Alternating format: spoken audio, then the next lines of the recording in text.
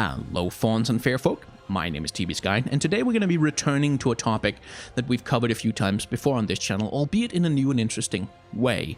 We're going to be talking about the necessity of coherence between a character's visual design and the place that they're supposed to occupy in the aesthetic and narrative of whatever universe it is that they inhabit. And we're going to be doing it through the lens of two interesting cases in League of Legends. Champions who were released and then later on down the line received alternate reality as alternate fantasy skins that have become better embodiments of their base lore than their base skins. Essentially characters for whom the aesthetics and the story of the game moved on around them without really bringing their base design with them, to the point where alternate fantasy skins now have become better embodiments of their basic concepts. To give you an example, here is Ashe the Frost Archer, and she's someone... When people ask me who I think the worst character design in League of Legends is, she's someone who tends to come up in my mind a lot because, well, to start with, Ashe is a very old character. This is one of the classic problems for League of Legends character designs, is someone who's just old and who hasn't been updated properly. And Ashe was launched with League of Legends all the way back when that game was first released to the public, and just in the same way that League used to be essentially a copy of Dota, Ashe is essentially a copy of a Dota character. The Elf Ranger, the Drow Ranger, I can't remember specifically what they're called, but she's essentially a Warcraft 3 character design tweaked a little bit and imported into a different game, more or less wholesale. That is pretty much the reason why she looks the way she does. And while she has received a visual update before, that visual update was primarily focused around updating her model and her textures and her look to look not as terrible as it used to, and not so much on changing her aesthetic to fit her lore, which is something that Riot has been much better at doing in recent times. So what's the issue with Ashe's current character design? Why is it bad? Well, a character design in a video game is generally supposed to do a couple of different things. Certainly in League, it's supposed to do at least these three things. First of all, it's supposed to communicate to the player what this character is capable of doing. Like, what if you see this character model on the Rift, what can you expect from them? What kind of behavior should you be looking out for? What should you be ready for? In the same way, like a tank, you're going to want them to be big and burly and to look really tough, so that people know just by looking at them, okay, that thing is probably difficult to kill. And you want an assassin to be perhaps more small and fragile looking, but also to look pointy and dangerous, like they could hurt you, because that's what they do in the game. Secondly, it's supposed to show you something about the character's personality, who they are, what they want, like what are their objectives in life, what's their concept all about. And third, it's supposed to anchor the character in the lore, in the universe. It's supposed to anchor them to some recognizable place in the world, to show where they come from. And for League of Legends in particular, that's really important recently, because they have gotten very much into dividing champions up into different factions with unifying stories and aesthetics within each group. So in League of Legends, a character design is supposed to do at least those three things. So Ashe is a person from the Freljord. She's from the high frozen north of League of Legends. I believe the Avarosans live in the southern part of the Freljord, which is like a little bit less mountains and glaciers all the time than the rest of it, but it's still like cold northern pine forests, kind of northern Scandinavia type of feel. Secondly, she's a queen. She's a war leader. She is the leader of the Avarosan people. And she's someone for whom she has this fantastic dream, this gorgeous dream of uniting all of the Freljord as one people, of ending war, of just stopping all the tribal squabbling, getting everybody together. Everybody gets to have a good life under her leadership, because she has this vision in her head, this clear vision of what must happen, this authority in her that she believes she's imbued with. And that authority comes in part from her bow, which is a magical weapon that she found that is the symbol of an old war leader as well. So she's very much someone who tries to embody the past of the Freljord, like a glorious past, like the glorious past of Avarosa, and restore that to the world, and essentially, I hesitate to say it, but make the Freljord great again, as it were. So that's who she's supposed to be from a lore perspective. So, first of all, the Freljord. As we can see in the splash art, it's on the colder side. Like, there's a lot of snowflakes, there's a lot of ice in the air, a lot of cold, a lot of mountains, a lot of chilly environments, and, well, let's just say I wouldn't walk outside in a blizzard wearing what Ashe is wearing, also because it would look terrible on me, but mostly because I would freeze to death. She's wearing a mini skirt and some thigh highs and some weird tank toppy thing with most of her cleavage exposed, and bare arms and some silk thin cloak around her shoulders that doesn't even really cover her, it just kind of hangs behind. She's terribly dressed for the weather, is what I'm trying to get at. And she's terribly dressed for the Freljord. Now, a lot of people would bring up that Ashe has a magical bow, which gives her some kind of magical protection from the ice and the snow, and to that I say, okay, that's fine, but her clothes still don't look like they were made in the Freljord, and that's a problem. Freljord aesthetics look, well, very much like this. It's a lot of blue and gray, and it's a lot of leather, fur, and metal. That's pretty much sort of the basic components of the Freljord design aesthetic. Even on a character like Braum, who's also someone who walks around in much too little clothing in a snowstorm. Now, Braum has a couple of reasons why that makes sense for him. He's supposed to embody the idea of a folklore hero, like this legendary figure who can walk through a snowstorm without even wearing clothes, laughing all the time because he's so legendarily impervious. He's a folklore hero, he's a circus strongman. Like, a lot of what Braum is modeled after that, you know, laughing, larger-than-life circus strongman character that we remember from, you know, the 1930s and 40s. And he's a tank, which is why he's so big and burly, which makes him look more like he could possibly resist the cold. So with Braum, there's a lot of reasons to make him not wear a whole ton of clothing, for him to disregard the cold, to disregard the environment. But Braum still wears leather, metal, and fur. Leather, metal, and fur, because people in the Freljord make clothes out of leather, metal, and fur. Like, that's very much what the aesthetic of the Freljord is all about. So even if they were making clothes for someone who doesn't care about blizzards, who's magically protected somehow, or who's just that tough, they still make those clothes out of metal, leather, and fur. And Ashe, she's black and gold, which are not the League of the Freljord visual aesthetics at all. The Freljord tends much more towards blue and gray. And she's wearing very, very thin clothing and no fur, no metal, no leather whatsoever. And that's a problem on more than just in terms of connecting her to the region that she's from. It's also a problem in terms of the role that she's supposed to play within the narrative. She's supposed to be this sort of traditionalist who harkens back to a glorious golden age of the Freljord that she wants to bring back. She's supposed to be a monarch, a queen, someone who aspires to be a nobility, who aspires to be a leader, who aspires to be the head of a nation. And that comes across how? There are no signs of royalty, no signs of nobility, no signs of political ambition or even military bearing. There's nothing that's associated with any kind of organized or state power about her whatsoever. Like, there's nothing that denotes authority. There's nothing that denotes leadership about her at all. She looks like a lone ranger who runs around in the forest and who doesn't lead anybody, who's a scout or something. She doesn't look like the general sitting at camp planning out the battle. And that's also a problem on the narrative level in terms of, like, if you want to be the queen of a people, you should probably dress like you are one of, like you are one of the people. Like, you should probably have some clothes that look like they're from the Freljord so that you don't look like an outsider.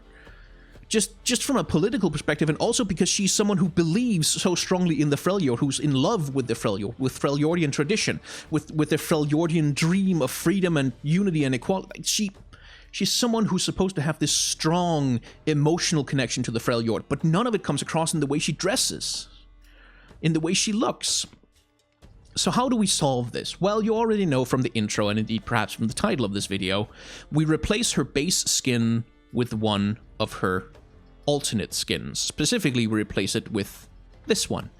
This is Queen Ashe. She's a legacy skin at the moment, who was released in conjunction with a lore event some years ago, where Ashe married Tryndamere in order to unite their tribes and bring Ashe closer to the dream of having a united Freljord. And in conjunction with that, the Ashe and Tryndamere declared themselves king and queen of the whole Freljord. And it was like a whole thing back in the day. I believe most of that has been retconned out by now, although it's not really clear from Ashe's universe page.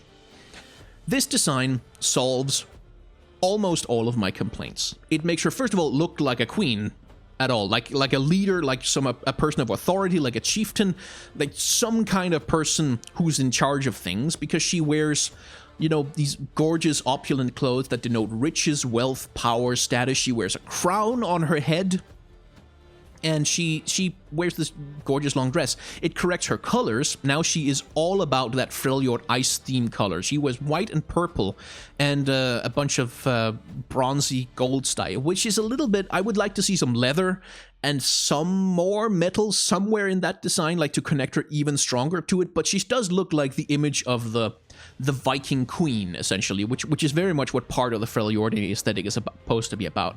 She looks a lot closer to that ideal. And she looks immobile.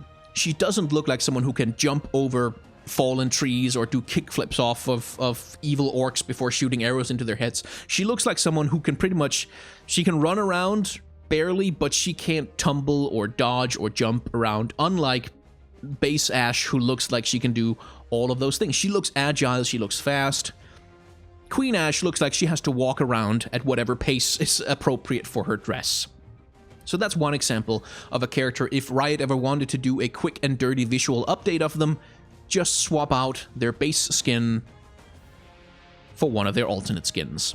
Another character, and you saw a glimpse of him just before because I did a little misclick, is Xerath. Now, Xerath's base design is that he is a sorcerer from Shurima who desired power so much that he attempted to subvert a sacred ritual, and as punishment he was turned into this swirling vortex of pure energy and entombed as punishment within a sarcophagus, like that holds him down, that holds on to his power, that traps him and leaves him unable to truly exercise his will. Now, most of that is pretty well communicated by his base design. He's not quite as bad as Ashe, for whom there, like, literally none of her design work. Most of Xerath's design works to communicate who he is in game and who he's supposed to be as a character concept, but there's one crucial thing missing. Shurima. Xerath does not look like he's from Shurima. He doesn't really look connected to Shurima. Now, in the lore, what happens is that Xerath interrupts the ritual of ascension that's supposed to turn a seer into, you know, into a seer. And as punishment for that, Renekton and Nasus come rushing back. They've been fighting this fire creature that had been set loose by Xerath as a distraction that was entombed within an ancient Shuriman sarcophagus. They bring this back, and they use that to trap Xerath inside. Like, they use it to entrap his spirit, and that's what this thing is supposed to be. That's his casket, the thing that was supposed to trap and contain and entomb him. This magical casket from Shurima. But that casket doesn't really look Shuriman, though, does it? Shuriman aesthetics are very much all about this kind of thing. It's ancient Egypt pageantry. It's lots of gold, it's lots of jade, it's lots of like ornate designs and quasi-Egyptian design aesthetics, but none of that really comes across on the base Asir. He doesn't really even have any gold to him, which is one of the major things in Shuriman aesthetic design, except for that tiny little buckle on the front of his broken casket. Fortunately, there's a pretty easy solution. Guardian of the Sands Xerath, or Guardian of the Sand Xerath, as it might be. This looks much more like he is, first of all, trapped. Like the old Xerath, he looks like he's like 4 seconds away from completely breaking free of this thing. He doesn't really look trapped, and that's a semantic thing. Like, he's kind of supposed to be really close to unleashing his full power in the game, but he's also supposed to still be comfortably trapped within the thing. Like, he's not truly able to break loose. He just really, really freaking wants to. And that's a bit of a personal preference, but I like this design a lot better for that purpose. I think you could fray it, like you could make it broken a little bit to make it seem more like he's struggling to break out. But now, with this skin, he actually looks Shuriman. He actually looks like whatever is imprisoning him was made in definitely not Egypt. It looks like it comes from Shurima. It connects him to Shurima, and being a being of golden energy rather than blue crackling energy also connects him closer to the idea that he was turned into this creature by the power of the sun, in the same way that a seer has a hell of a lot of gold going on in his design. Like, he was turned into that by the same ritual that turns a seer into a seer, so it's appropriate to me that he should share a lot of the same color design, which in his base design he just frankly doesn't. There's a lot less to discuss, fortunately, with Sereth than there is with Ashe, because I have less of a grudge against Sereth, and that leaves us with, I said we were going to do a couple, and probably the thumbnail and title of this video is going to say 2, but I do have one more. I don't 100% feel this way, but to a large extent, Graves and Twisted Fate are Bilgewater champions. Bilgewater, the pirate city which is all about the seas and then the wind and the ships and the stuff and being pirate things and saying "arr" and all that kind of stuff. But their base designs don't really communicate that.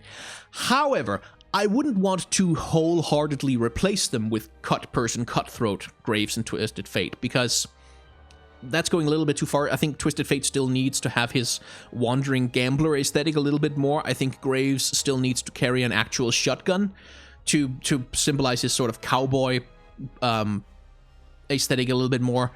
But I feel like a lot of things could be drawn from their full Bilgewater designs that could be incorporated into their base designs to make them look more like they come from Bilgewater, like to make them look more like they have their roots in that particular city. Even if they're wanderers across the entire world, that they still bring the sensibilities of that place with them.